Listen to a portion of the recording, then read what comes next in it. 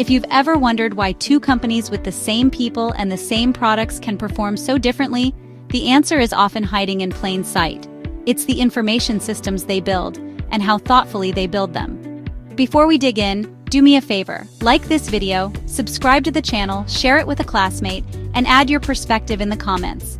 Check the description for links to resources, guides, and podcasts that support this class so you can keep your momentum going all semester long. Today's topic is building information systems, transforming business through technology. In BCIS 5304, Telecommunications for Managers, this chapter sits at the intersection of technology strategy and service management.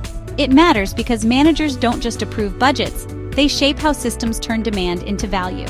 When you understand the development lifecycle, the ITIL 4 practices that govern quality and risk, and the human side of change, you can lead technology that actually moves the business. This episode is based on content from the course textbook, Mastering ITIL 4 and ITSM for Grad Students, Projects, and Certification Success by Dr. Joseph H.Schuessler. Let's ground this in reality. Think about platforms like SAP or Microsoft Dynamics tying finance, operations, and supply chain into one nervous system. Salesforce helping sales and service operate from a single customer truth, or Workday modernizing HR and finance with cleaner processes and better insight. None of those wins happen by accident. They're the result of following a disciplined path, the system's development life cycle, while applying ITIL practices that keep the effort aligned to value, risk-aware, and release-ready. The SDLC is a reliable map. We plan with a business case and clear scope, analyze requirements with the people who will live with the system, design for utility and warranty so it's fit for purpose and fit for use, develop with quality built in, test at multiple levels so we catch surprises early, implement with a deliberate deployment strategy, and then maintain and improve because the day a system goes live is the day the learning really begins. Now layer in ITIL 4 so that the map becomes a managed journey. Change enablement makes sure we don't surprise the business with risky cutovers. We assess, authorize, and schedule changes so what ships is safe. Design and transition ensures we think like service managers, not just builders, lining up support models, knowledge, SLAs, and capacity before we flip the switch.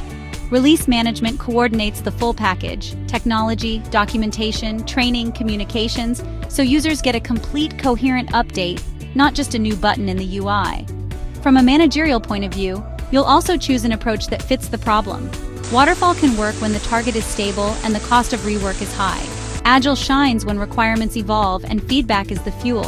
DevOps extends Agile into operations with automation, CI/CD pipelines, and telemetry, so small, frequent, low-risk releases become normal.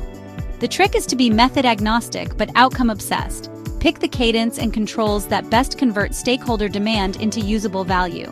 None of this sticks without the human side. Organizational change management is where projects become real. Engage stakeholders early so they help shape requirements and feel ownership. Communicate the why in plain language and show the what's in it for me for each role. Train for confidence, not just compliance. Give people sandboxes to practice and quick reference guides they'll actually use. Line up champions in the business to model the new way and support peers in week 1.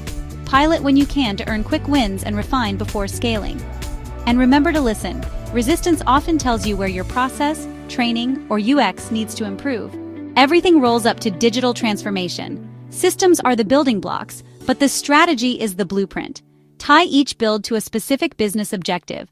Faster cycle times, improved customer experience, better compliance, lower unit cost, and make those outcomes measurable.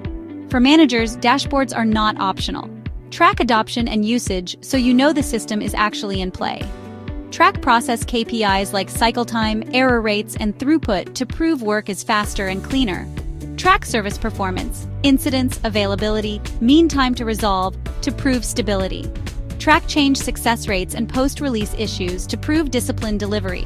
If the numbers aren't moving, you don't have failure. You have feedback for your next iteration. So here's the managerial lens to carry forward. Align the build with strategy, map your value stream through the service value chain, use SDLC discipline, apply ITIL practices as your safety rails, expect change to be a people project, and let metrics tell you what to celebrate and what to fix. Thanks for spending this time with me. In the comments, tell me this. If you could change one step in your organization's current system, build process, requirements, testing, release, training, or measurement, which one would deliver the biggest improvement and why? Don't forget to like, subscribe, share, and comment so we can keep learning together. Remember, great service isn't an accident. It's planned, built iteratively, and released responsibly. Until next time, align technology with strategy and measure outcomes.